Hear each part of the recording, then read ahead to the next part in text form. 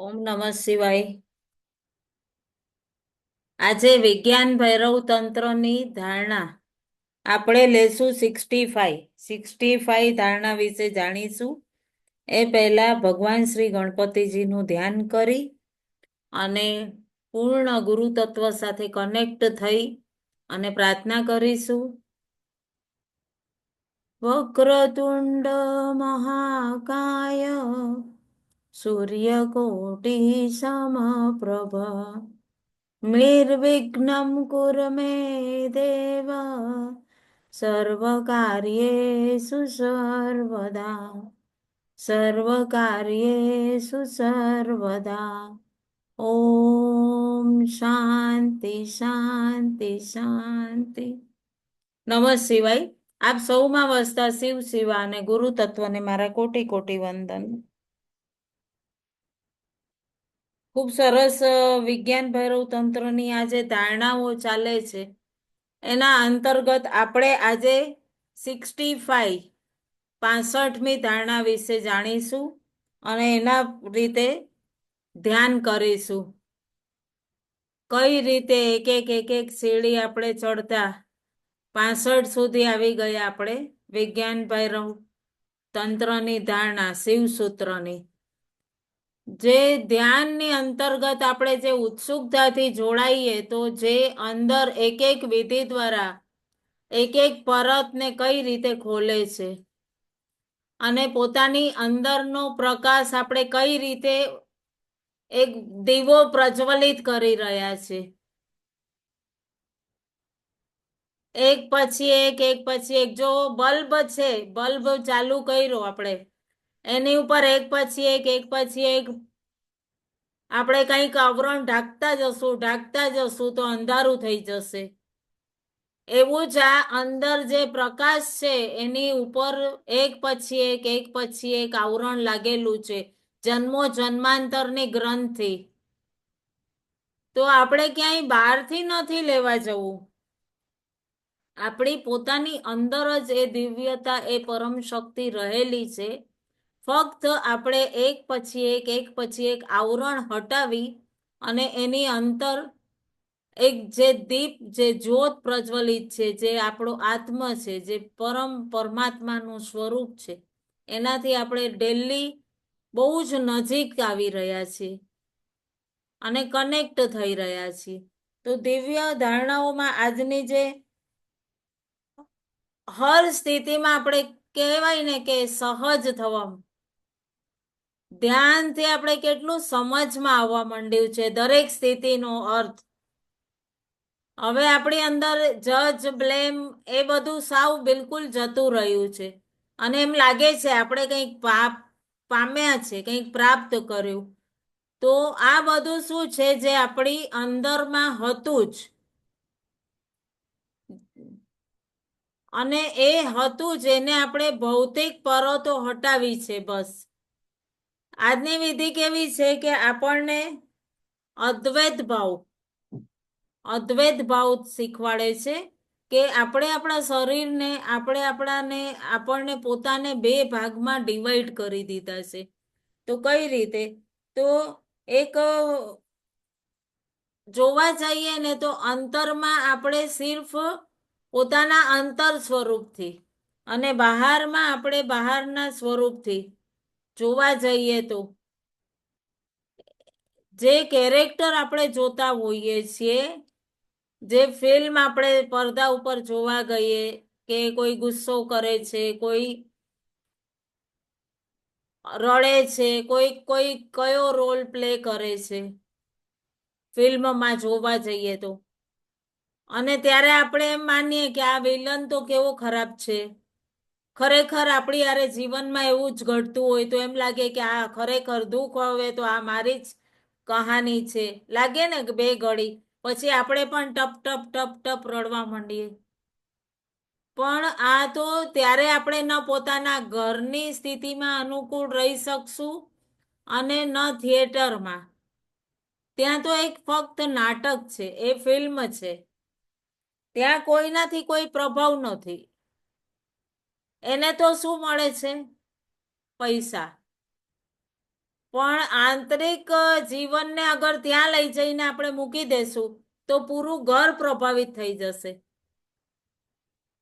કે ફલાણાએ મારી સાથે આ રોલ પ્લે કર્યો, ફલાણાએ મને આ રીતે દુઃખ આપ્યું, મારી દેરાણીએ દુઃખ આપ્યું, મારી જેઠાણી આપ્યું, મારી સાસુ આપ્યું, નણંદે આપ્યું, બાજુવાળી ઝઘડો કરી ગઈ, ઉપરવાળી કપડાનું પાણી ફેંકી ગઈ, કાંઈ ને કાંઈ આપણે એવું અગર વિચારશું તો કોઈની હારે તો ખાલી આપણે ઘણીવાર ઘણા જણા બહુ સરસ વચ્ચે દ્વારકેશ બાવાજીનો એક પ્રવચન હતું એની અંદર બહુ સરસ એમણે એક વાત કહી કે ઘણા જણા એમ કહેતા હોય છે કે મને ફક્ત આની હારે ન ફાવે, પેલાની હારે ન ફાવે, મને તો ફક્ત ઈ ગણ્યા ગાંઠિયા 7-8 જણાની હારે જ ફાવે.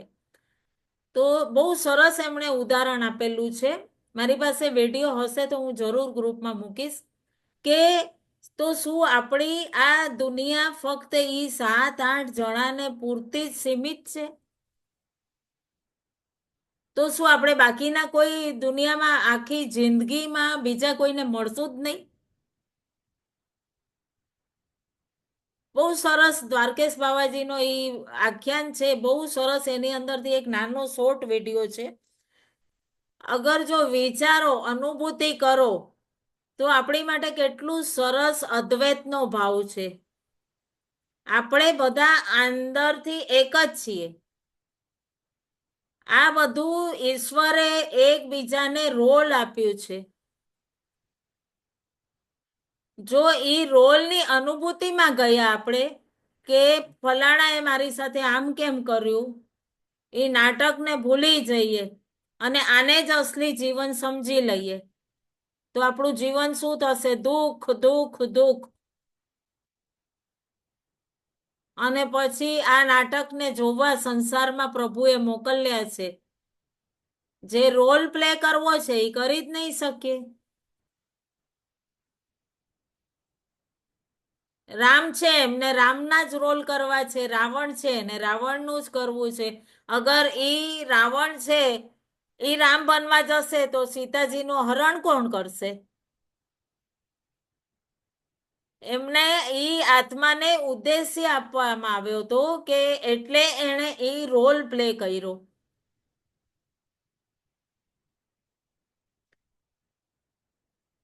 ફિલ્મમાં પણ એવું જ છે કે જે રીતે ડાયરેક્ટરે જે રોલ પ્લે કરવો છે એ સમજાવ્યું હતું એટલે એ રાવણ. આજનો પણ જે ધારણા છે એ ખૂબ એવી જ રીતની છે કે એ અદ્વૈત ભાવને તમે સમજો. એ અદ્વૈત ભાવને તમે સમજો. ઈ એનું કમેન્ટમેન્ટ હતું જે રાવણને જે રોલ પ્લે કરવાનો હતો. આજની વિધિ સેમ એ રીતે. કેવી રીતે? બહુ નાનો પ્રસંગ છે પણ બહુ સમજવા જેવો છે. જ્યારે ધ્યાનમાં જઈને અંતરમાં અનુભવ કરશું એ અદ્વૈત ભાવને. પણ અહીંયા એક વાત ખાસ કહીશ કે આપણે એ સ્વ અનુભવ કરવું છે કે બહાર આ જે છે દેહ આપણને અનુભવ કરવા માટે ઈશ્વરે આપ્યું છે. હા, બોલો બોલો રંજનબેન. પેલા અદ્વૈત ભાવનો અર્થ મિનિંગ બરાબર સમજાવી દો. યસ, સમજાવું.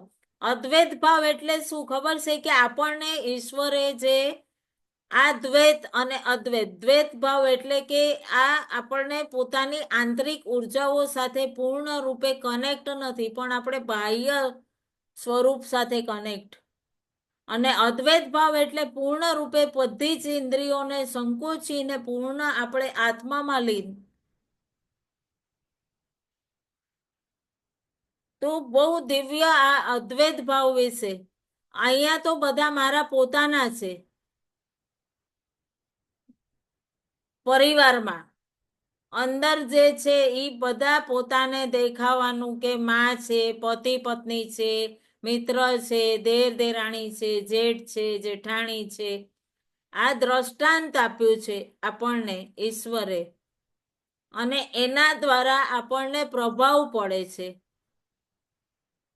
કે બધાને આપણે સારું ખરાબ આપણી આત્માએ શું કાર્ય કર્યું છે અને એ આપણને અનુભૂતિ આપે છે. કોઈક જન્મમાં કોઈકને આપણે ક્યારેક કષ્ટ આપ્યું હશે, કોઈક વ્યક્તિને, તો ઈ આ વખતે આ મનુષ્ય દેહ ટાઈમે આપણને અનુભવ લેવાનો છે. અને આપણે શું કરીએ છીએ? ગ્રંથિ બાંધીએ છીએ. ગ્રંથિ બાંધીએ છીએ કે આણે મને દુઃખ આપ્યું. પણ હકીકત અમને આ ધારણાઓ કરાવતા ગુરુ એક જ વસ્તુ કહેતા કે કોઈ પણ વ્યક્તિ તમને બહારથી આવીને આ દેહને દુઃખ આપવાનું જ નથી ને આપતું જ નથી. આપણને ફક્ત ઈશ્વરે રોલ પ્લે કરવા માટે મોકલ્યા છે કે મારી સાસુએ મને બહુ દુઃખ દીધું, મારી દેરાણીએ દુઃખ દીધું, મારી જેઠાણીએ, જે આપણને જ્યારે ખોટું લાગે કે ભાઈ તમે આની અરે સામેવાળાને પૂછશો ને કે તમે કેમ તમારી વહુને દુઃખ દ્યો છો, તો સાસુ શું કહેશે ખબર છે? કે અરે હું તો એને દુઃખ કાંઈ નથી દેતી, હું તો એને સરખું જ રાખું છું. પણ એને એવું લાગે છે કે હું દુઃખ દઉં છું. હું તો એને મારી રીતે સમજાવીને મારા પરિવારની રીત પ્રમાણે એને કેળવવા માંગુ છું. પણ ઈ સમજતી નથી ને ઈ ખોટું સમજે છે અને અહીંયા આગળ કલેશ ઊભો થાય છે. કોઈ પણ સાસુ હોય એ પોતાના પુત્રથી પણ વધુ સમજવા માટે, પુત્ર વધુને દીકરા કરતા પણ વધારે માન આપવા માટે, સન્માન આપવા માટે ઈ એક સ્ત્રી બીજી સ્ત્રીને લાવી હોય. પણ અત્યારે જે આ કલીનો પ્રથમ પગ છે એમાં શું કહેવાય છે? એ સ્ત્રી જ સ્ત્રીની દુશ્મન છે. કોઈ સ્ત્રી કોઈની દુશ્મન ન હોય. ઈ એના પરિવાર પ્રમાણે એને એના સાચામાં જેમ એની સાસુએ એને કીધું હોય, પોતાના પરિવારની રીત ભાત બધું એ જ રીતે ઈ સમજાવવા માંગતા હોય, પણ એને સમજવું નથી. કેમ? તો એને ત્યાં આગળથી એ રીતની એને ઢાંચો જ એ રીતનો છે. અગર જો સમજીને તમે સમજશો તો આ રીતની આ જે ધારણાને જો જાણશે જે કોઈ પણ, અગર આ ધ્યાનના માધ્યમથી પણ કોઈ કુંવારી દીકરીઓ પણ આ ધ્યાનની ધારણાને સમજશે, સાંભળશે, તો હું તો કહું છું કે 50% ડિવોર્સ અટકી જશે. હું તો હજી અડધું જ કહું છું, કારણ કે એટલું ડીપલી એક સેશનમાં ન થાય. અગર મને કહેશો તો હું આના 1 મહિના સુધી સેશન, 1 મહિના સુધી આની ઉપર ચિંતન કરીને બોલતી રહીશ. એટલું બધું છે. જ્યાં જજ બ્લેમ આવતું હોય, ક્યાંક દ્વંદ હોય, કોઈના વ્યવહારથી ક્યાંક દુઃખ થતું હોય, કોઈને એરિટેટ થતું હોય, ક્યારેક સંતાનને જ થાય કે મારી બાયડીને કેમ બોલે છે, ત્યારે દુઃખી ન થવું. એની ચેતના કામ નથી કરતી. આપણે આપણી સંતાનથી દુઃખ પામવું એ નથી, એને દુઃખ દેવું આપણે ભાવના નથી. તો એના દ્વારા આપણને દુઃખ કેવી રીતે મળે? ત્યારે આપણે પ્રાર્થના કરવી કે એની પણ ચેતના જાગૃત થાય.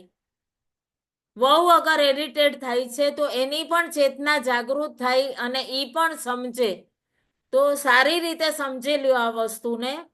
અગર આપણે આપણી ચેતનાને, જો આપણે કહીએ કે આપણે ઘણી વાર કહીએ મેં કઈ ખોટું કર્યું નથી બાપા, હું તો હાથ જોડું, અગર એવું કહીશું તો કેવું ખરાબ લાગે. પણ જ્યારે આપણી આત્મા આ દેહથી અલગ થતી હોય છે ત્યારે ઈ આત્મા કહેતી હોય છે કે હવે મને ખબર પડે છે કે દુઃખ થાય છે સામાવાળાને, સુખ થાય છે. કઈ રીતે આ સામેવાળી વ્યક્તિએ પોતાના જીવનને વ્યતીત કર્યો હશે. અને કોઈક સાથી તૈયાર થાય છે, એ સ્ટેજ ઉપર રોલ પ્લે કરવા એગ્રી થઈ જાય છે. અને એ રીતે આ સ્ટેજ ઉપર જો વિલન કોઈક હશે ત્યારે જ તો એની અંદરની સારપ જોઈ શકશે. સાસુ વહુને નથી બનતું તો અગર દેરાણી જેઠાણી હશે ત્યારે તો ખબર પડશે કે જેઠાણી કરતા તો સાસુ સારી હતી. સમજ્યા? કોઈકનું અપમાન કરવું, કોઈકની વાતને ઇગ્નોર કરવું, પરિવારમાં ઘણા પરિવારમાં એવું થતું હોય, કોઈને લગાતાર અપમાનિત કરવું, એની વાતને કોઈ ઇગ્નોર કરવું. તો ઘણા ઘણા પરિવારમાં એવું આપણને લાગે કે જોતા હોઈએ, ત્યારે ઘણી વખત મને ઘણી જગ્યાએ જાઉં તો હસવું પણ આવે કે બધા અત્યારે મળ્યા છો, આ અંદરથી આત્મા નીકળી જશે પછી કોઈ મળવાના નથી. જીવતાની જાત્રા છે તો પ્રેમથી રહેવું. ઘણા જણાને માતાથી પ્રેમ નથી મળતો, ઘણા જણાને સાસુથી નથી મળતો. માની મમતા મારીએ છે, ઘણા જણા સાસુના પ્રેમ મારીએ છે. ખરેખર જોવા જઈએ તો બધી જગ્યાએ એક જેવું કેમ નથી હોતું? એક જ ઘરમાં રહેતા 4 લેડીઝ છે તો ચારે અલગ અલગ કેમ ફંટાઈ છે?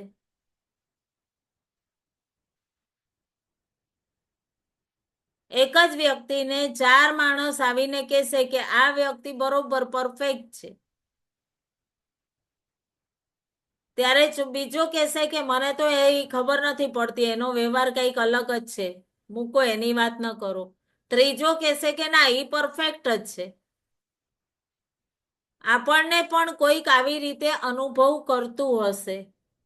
અગર આપણા મનમાં કોઈ માટે થોડીક પણ આટલીક પણ કોઈ માટે કોઈક સ્થિતિ છે તો આપણને એ અનુભવ કરતું હશે. એટલું સુંદર આગળ બતાવ્યું છે કે જો અગર સજગતા રાખો તો જીવનમાં ક્યારે પણ કોઈને તમે જજ બ્લેમ નહીં કરી શકો. જો જજ બ્લેમ કોઈ તમને કરે છે તો માનો કે ઈ વ્યક્તિ માટે તમે કૃતજ્ઞ થઈ જાઓ. હજી તમારું કંઈક કાર્મિક છે, હજી કંઈક તમારું કાર્મિક છે. વગર અગર સાબુ વગર નિર્મળ કેમ થઈ શકો? ઈ જ આપના કાર્મિક કારણને પૂરા કરવા માટે આપને અપમાનિત કરે છે, આપને વારંવાર દુઃખ આપે છે, આપને વારંવાર એ અવગણના કરે છે. હે પરમ તત્વ, ત્યારે એક જ કહેવું કે આની ચેતના જાગૃત થાય. કોઈક જન્મમાં ક્યારેક મેં આપ્યું તું, એ મને રિટર્ન મળી ગયું અને ત્યાં આગળ આપણું આ જન્મમાં હિસાબ કિતાબ ક્લોઝ, ખાતું પૂરું, લેના દેના ખતમ. એના કારણ જો અગર આપણે કોઈને હજી કષ્ટ દીધું છે, કેટલું અહેમ સ્વરૂપ છે કે એ બિચારો બુરો બની રહ્યો છે.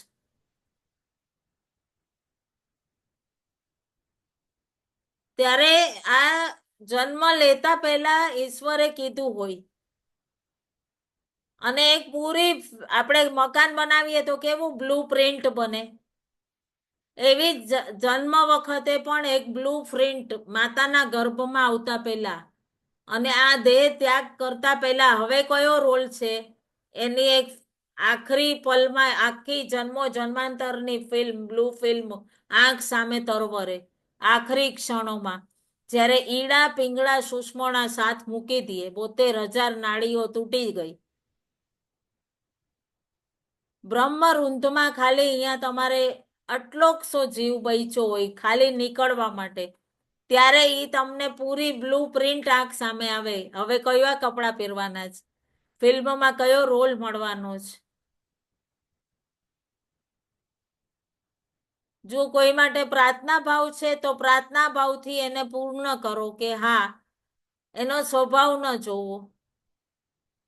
બસ ઠીક છે, જજ બ્લેમ શિકાયત કાંઈ રહેશે જ નહીં. તમને તમારી સામે કોઈ વાત જ નહીં આવે કોઈની માટે.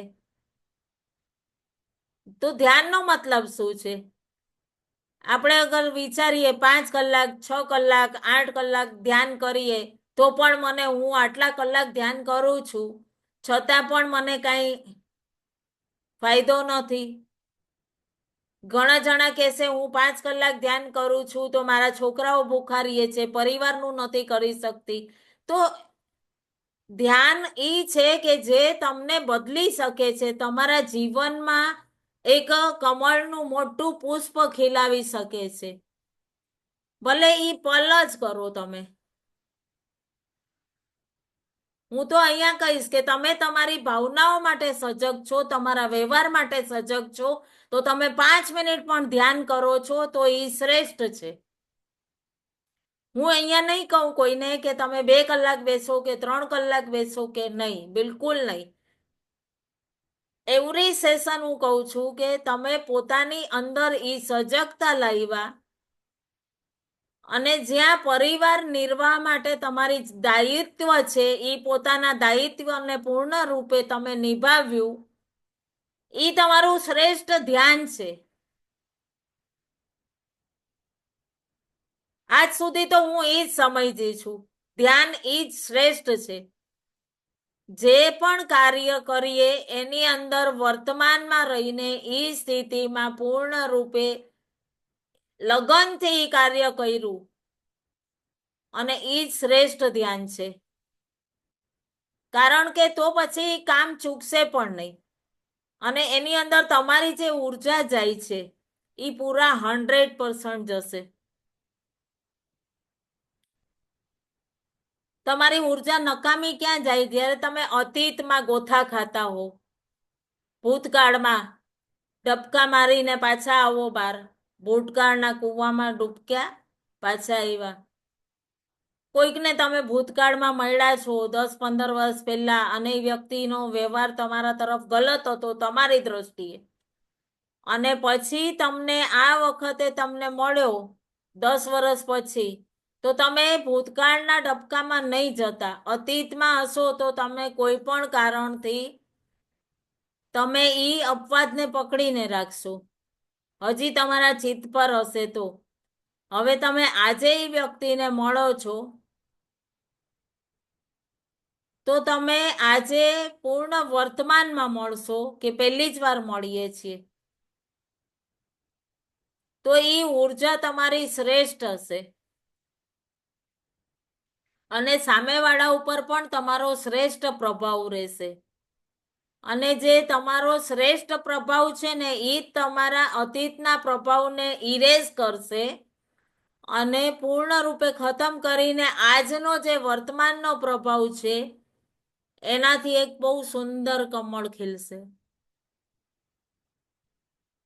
એ રિલેશન હોય કે પછી મિત્રતા હોય, કોઈ પણ વસ્તુ, પછી અગર કોઈ ત્રીજું તમારી ભેગું ગયું અને તમે પછી એને કહેશો કે આને કઈ બરાબર સારી છે નહીં, હું તો એને હારે વર્ષોથી ઓળખું, ઘણા જણા બોલતા હોય જ ને, હું તો એને નાનપણથી ઓળખું છું, નાનપણથી, એવું આમ કહેશે. ઈ નાનપણ ઉપર એકદમ જોર દેશે, જ્યારે સામેવાળી વ્યક્તિમાં કોઈ દોષ નથી, કોઈ ભાવ નથી, એવો એ ક્ષણ એવો હતો કે એને દીધું ને એને લઈ લીધું. હર વસ્તુને જો સહેજ લેશો તો એ બુરો કે સારો, એ સારો પ્રભાવ હશે તો તમે સારામાં જ લેશો. અગર તમારી આજની વિચારણા ગલત છે તો નકારાત્મકતા જે છે એ બહુ પ્રભાવ કરે છે આપણને, અને સારો પ્રભાવ જે હોય છે એ નાનપણથી લઈને આજ સુધી તમે જે વ્યક્તિએ સારું શું કર્યું એ તમારા ચિત્ત ઉપર બહુ ઓછો હશે, પણ હા ખોટી વાત બહુ જ અંકાઈ ગઈ હશે કે આવી રીતનું નહીં, આ નતું, આણે તો પેલા આવું જ કર્યું હતું અને એ મને પહેલાથી વર્ષોથી ખબર હતી. પછી કોઈક નકારાત્મક બીજી વાત હશે કે મારે પેલા બીજા ધોરણમાં આવું કર્યું હતું. આ એક બહુ ચિંતન કરવા જેવી વસ્તુ છે કે આપણે ક્યાં સકારાત્મક છીએ, આપણી ઉર્જામાં ક્યાં કઈક નકારાત્મક ઉર્જા કયા કારણસર આવી છે. તો આ જ્યાં તમે પોતાની અંદર જજ બ્લેમથી તમે બહાર આવી જશો, કેટલી સુંદર ધારણા છે. ધારણાના વિશે હવે તમને કહીશ ને, આટલું બધું ડીપલી કહેવાનું કારણ એ જ કે અન્ય દેશનાઓ કે લીએ જો શુદ્ધતા, ધારણા બહુ સમજવા જેવી. હજી પણ જુઓ, अन्य देशनाओं के लिए जो शुद्धता वह हमारे लिए अशुद्धता ही है. वस्तु तो को भी शुद्ध या अशुद्ध की तरह मत जानो. ઘણા જણા કરતા હોય ને છૂવાછૂત,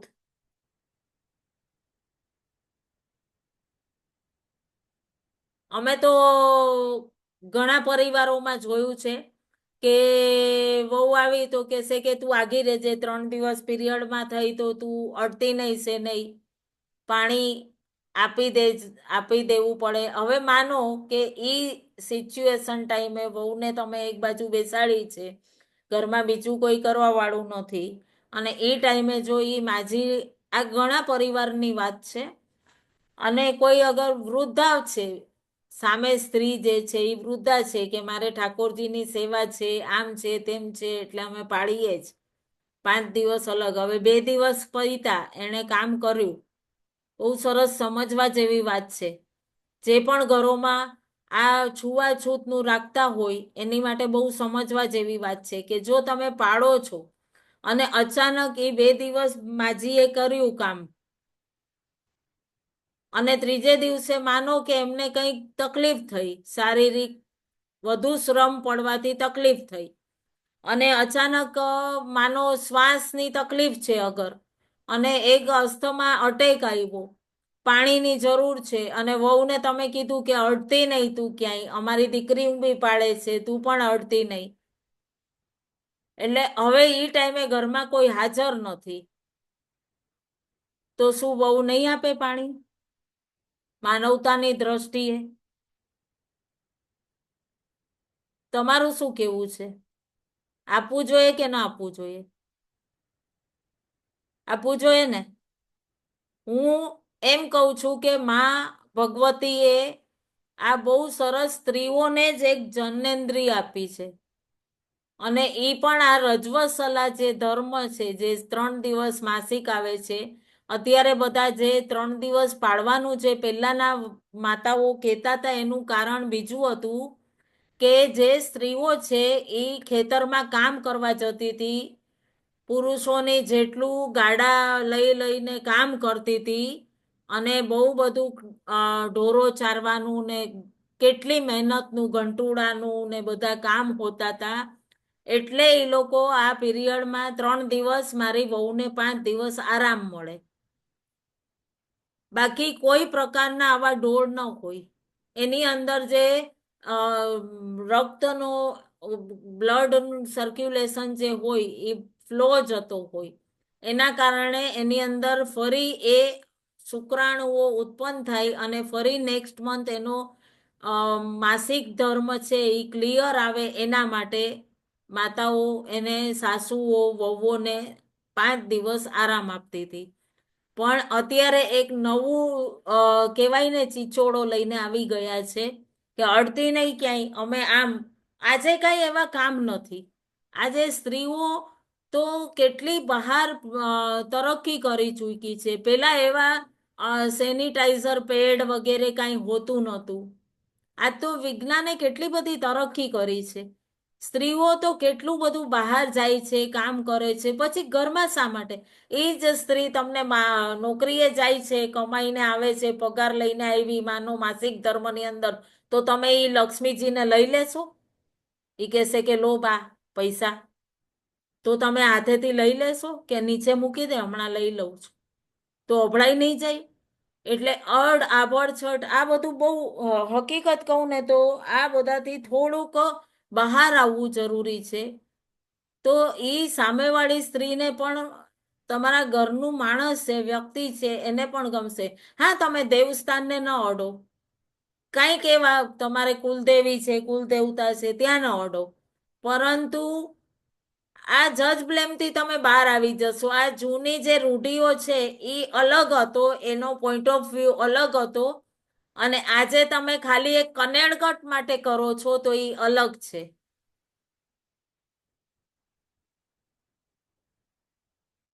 બહુ જ સહજ અને સરળ ભાવ છે. બહુ જ સહજ. જુઓ, સમજીએ તો બહુ દિવ્ય છે. મને આજની વિધિ બહુ એકદમ આમ કહીને કે એવરી ટાઈમ સ્પર્શ કરી જાય, એવરી ડે વન થી. તમને માનશો નહીં, આ હું લગભગ 18મી કે 19મી વાર કરું છું. હજી પણ આમ ગણ્યું તો હજી अन्य देशनाओं के लिए जो सुविधा, जो शुद्धता है, वो हमारे लिए अशुद्धता। वस्तुतः किसी भी शुद्धि या अशुद्धि બહુ ક્લિયર કર્યું છે. એક વાત, કોઈ એક વસ્તુ વેશમાં ન હોઈ શકે. એ જ વસ્તુ મારી માટે કરું તો નૈતિકતા અને વહુ માટે કરું તો અનૈતિકતા. એ કેવું? ઘણા ઘરમાં વહુઓને માથે ઢાકેલું જોવું જોઈએ, આટલું બધું હોવું જોઈએ. ઘણામાં માથે ઓઢવું જ અશુભ માને.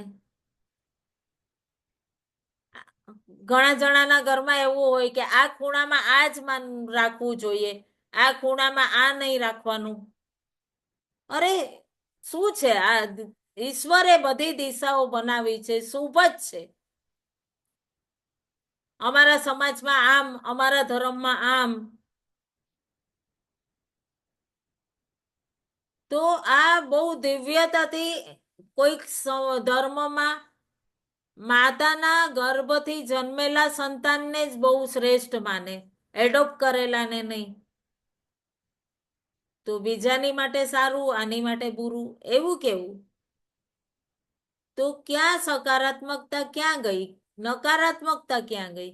આ બધું આપણે પોતે પ્રગટ કરેલું.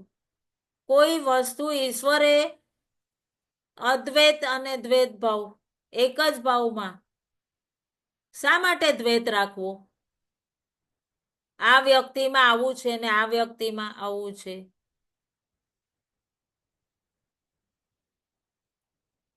અગર આપણે કહીએ કાંટો કેમ લાગ્યો, મરચા તીખા કેમ છે, કારેલા શા માટે કડવા છે? કોઈ મતલબ જ નથી ને. આવી વસ્તુ પર તર્ક ચાલે છે. એ તો એનું કારેલા કડવા ખાશો નહીં ત્યાં સુધી તમને સાકર મીઠી છે એ ખબર જ નહીં પડે. સમજ પડી ને? કોઈ પણ દ્રષ્ટિકોણ અદ્વૈતમાં આવી શકે. હર સ્થિતિ તમે ખોટી નથી સમજી શકતા. આ કંઈક અલગ છે. આ અથવા તમારામાં એ ભાવ હોય કે તમે દુઃખિત થવાનો ભાવ રાખ્યો છે અને સજગ થઈ ગયા, તો ત્યાં પ્રભાવ તમારા મનમાં એ વાતનો દિવ્યતાથી પડી જશે. પોતાની ચેતનામાં એનો અનુભવ કરવો, ક્યાંક ને ક્યાંક મારું કાર્મિક પ્રભાવ છે. આ ઉર્જા પણ ક્યાંક ને ક્યાંક મારું કાર્મિક પ્રભાવ છે. તો આ ભાવથી અગર જો આપણે ક્યારે પણ હજી પણ ક્યાંક એવું ચિત્ત પર એવું નિરીક્ષણ કરવું, એવું આવે છે, સાચે ને તમે નિરીક્ષણ કરો છો, તો અંદરના ખૂણામાં ક્યાંક તો એની ઇફેક્ટ તમે અસર અનુભવ કરશો. આટલું. અને જ્યાં અનુભવ કર્યું કે આ મારી ભૂલ છે, ત્યાં તમે એને રિલીઝ કરી દો, કાઢી નાખો.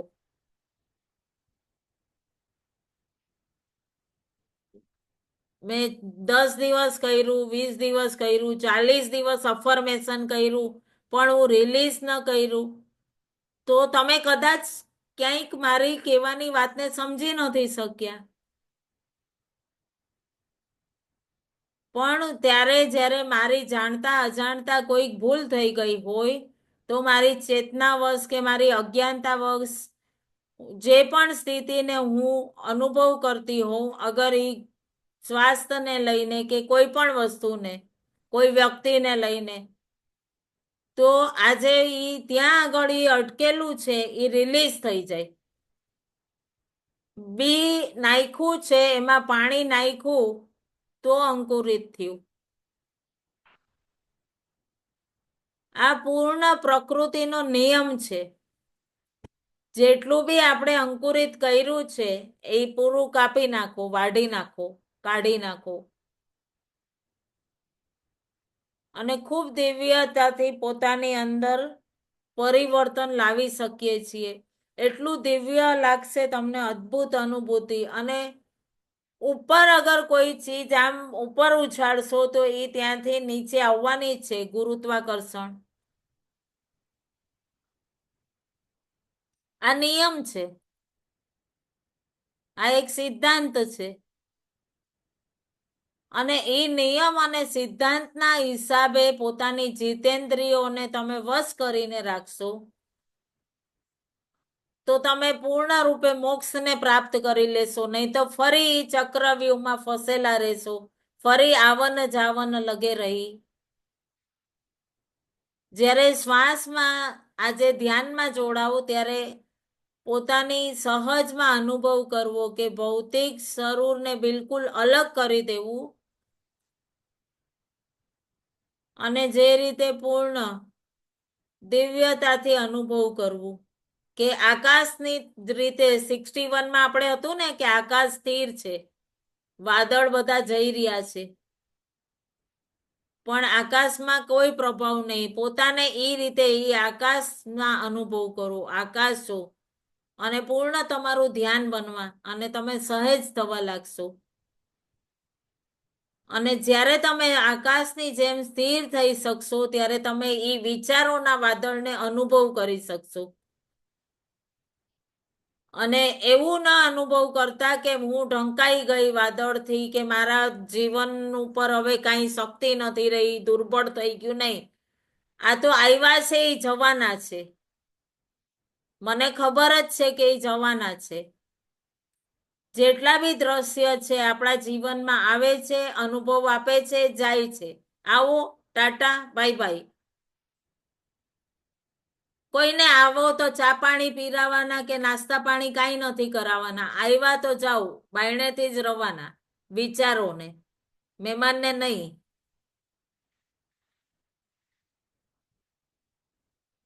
બરાબર?